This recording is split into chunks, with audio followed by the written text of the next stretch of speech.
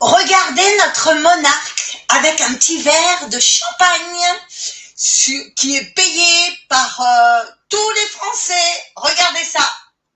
De comparaison, l'année dernière, elle représentait 21 millions d'euros contre 13 millions en 2022. Célia Gruyère.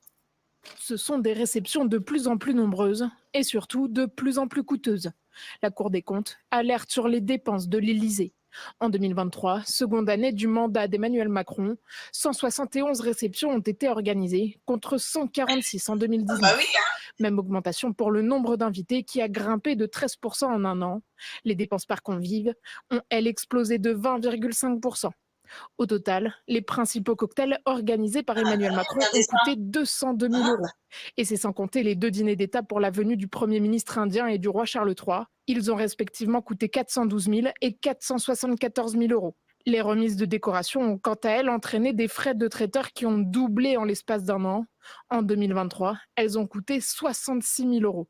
La Cour des comptes explique en partie ces hausses fulgurantes par l'inflation, mais aussi par d'importants travaux dans les grandes cuisines qui ont obligé l'Élysée à faire appel à des prestataires extérieurs. Vous avez vu notre monarque? Il joue vraiment les rois avec son petit verre de champagne sur le dos des Français, payé par les Français en plus. Hein. Ah, il se prive pas. Hein. Vous avez vu les dépenses avec le roi Charles, avec je sais plus qui. Voilà. Hein. Où va notre argent? Et puis les chômeurs, il leur dit vous êtes des feignants, vous voulez pas travailler, donc on va supprimer le chômage. Voilà. Dites-moi ce que vous en pensez en dessous de la vidéo.